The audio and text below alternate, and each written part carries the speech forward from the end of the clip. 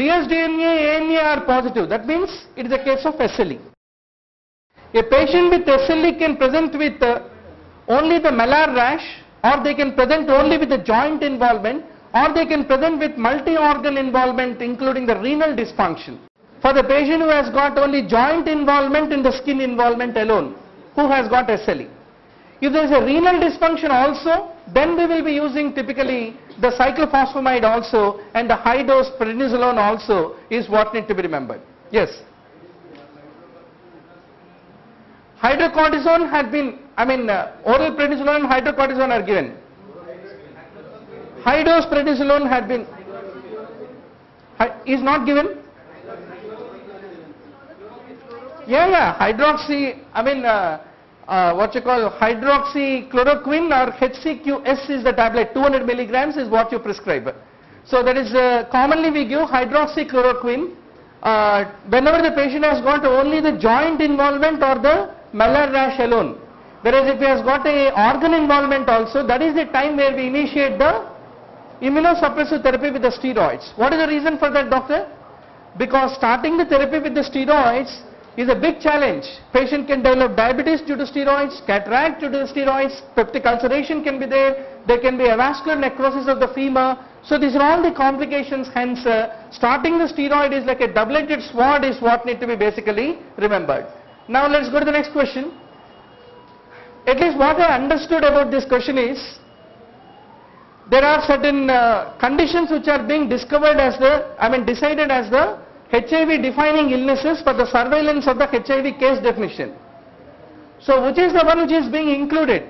Can you be able to recall what was the option in this question, doctor? Anyone? Correct. But what is the question? Question is, which is a component of that case definition? Alright, at least let me tell you what probably examiner mean to say. Basically, doctor, in 1993 there is a revised classification according to the CDC called the expanded AIDS surveillance case definition. What did they do in this? Already in 1987 they have given around 23 clinical conditions. If you happen to find any of these conditions along with a HIV positive individual, try to define him as not only simply HIV positive but also AIDS patient. Because all HIV positive are not acquired immune deficient individuals, right? So what are those conditions which had been included along with that earlier 23 conditions? Pulmonary tuberculosis, recurrent pneumonia, invasive cervical cancer had been included. So that means we also need to know what are those 23 conditions also in addition to this. So in this, candidiasis is included but not oropharyngeal. It is the esophageal candidiasis, bronchial, tracheal, lung, cervical cancer, invasive, coccidomycosis, cryptococcosis, and the cryptosporidiasis, CMV infection, encephalopathy, lymphoma, Burkitt's, etc., etc., etc. So this list is all there in the textbook. So at least as I understand from this, that oropharyngeal is not the one which is included, it is the esophageal which is included, but still cryptococcal meningitis is one of the AIDS defining illnesses is what we shall try to conclude for this moment. So now let's go to the next question, doctor. I'm not sure, amiloride, what were the options? You can quickly write what were the options in amiloride. Anybody can recall? Cystic fibrosis, Liddle syndrome, very good. And so, okay, you can just write down in the options so that we will try to conclude and summarize the paper as 200 marks question paper. HHV8 is also given, I believe. Kaposi sarcoma is the one where it is implicated. And in meningococcal meningitis, this is an interesting question, doctor.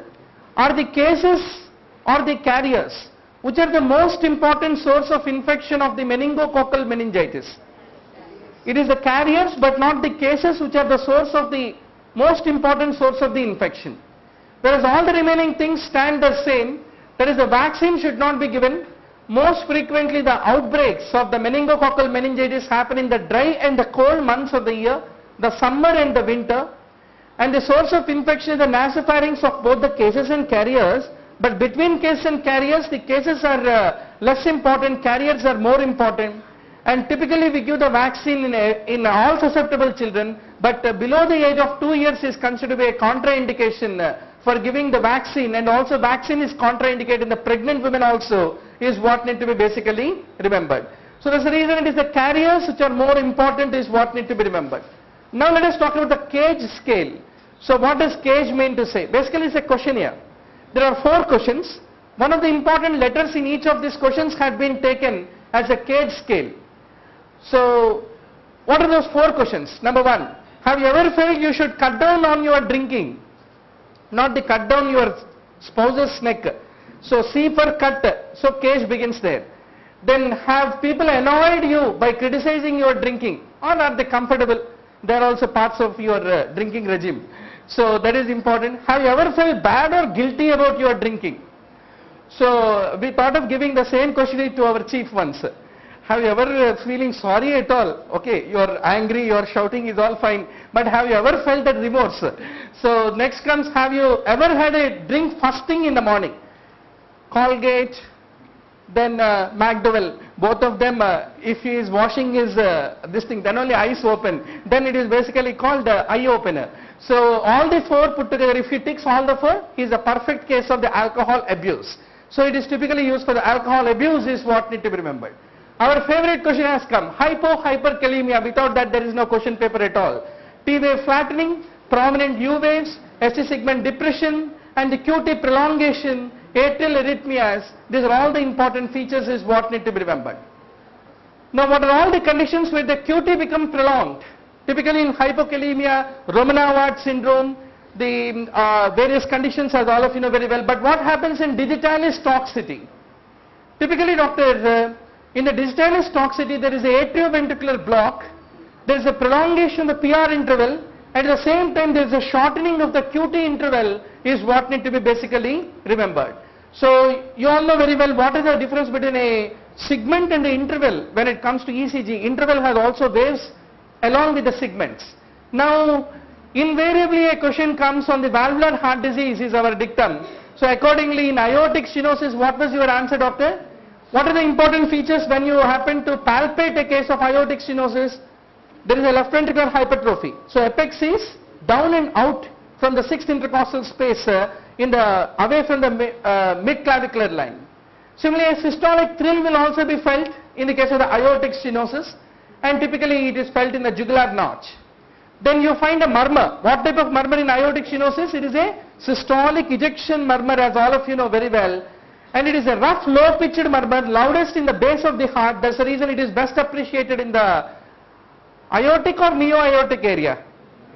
Aortic area. Whereas the aortic regurgitation murmur is best felt in the neo-aortic area is what need to be remembered. And suppose if that aortic stenosis is because of a bicuspid valve, then what do you come across doctor?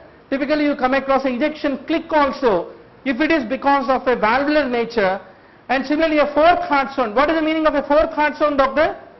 The ventricle had been pumping every day in and day out against that stenotic valve, and the ventricle has hypertrophied, it lost its compliance. That's the reason it will produce what is called that rumbling sound called 4th heart sound is what need to be basically remembered. Can you tell me doctor, other than aortic stenosis, what is a more common condition where 4th heart sound is heard in a 65 or a 58-year-old man? Hypertension. Any hypertensive individual will have a ventricular hypertrophy if it is uncontrolled hypertension. There also they will show the 4th heart sound. Will there be any 3rd heart sound heard in the aortic stenosis doctor? Suppose if this hypertrophied ventricle happen to fail, then a failing ventricle will produce the 3rd heart sound also is what need to be remembered.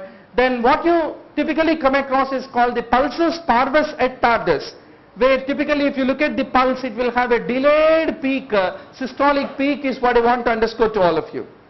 Now, where do you come across diastolic rumbling, blowing murmur doctor? Typically in aortic regurgitation. Mid-diastolic rumble will be heard in the mitral stenosis. These are all the basic things which you should be doubly sure.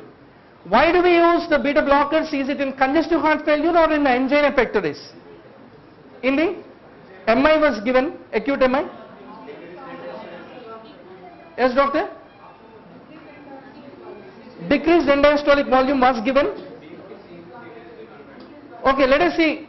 otherwise blind options. What does beta blockers cause? Very simple. Beta blockers will slow the heart rate. If the heart is beating slowly, what will happen? Typically, two things will increase. Number one, the end diastolic volume will increase and also the ejection time will also increase because of the slowing of the heart rate, which is basically caused by your beta blocker, is what need to be basically remembered. Can you tell me, doctor, two important drugs most important in the post-MI phase after your patient got discharged after the acute MI leaving home? What are the two things that you will introduce, doctor? One is beta blocker, other is the ACE inhibitor without a failure. Number 3, aspirin. Number 4, giving nitrate. Finish. If you know these 4 things, you are a cardiologist. So all of you are already cardiologists, so let us be very sure. Some of you will come for DM preparation also with us. So the other important thing is beta blockers will also improve the left ventricular ejection fraction also. They have got a negative inotropic and chronotropic effect. That's the reason, doctor, increasing end diastolic volume is seen, increased ejection time is also seen, and decreased cardiac contractility is seen, and the systolic blood pressure also is naturally decreased by the beta blockers is what need to be fundamentally remembered. Now this is an interesting question. Whoever has answered straight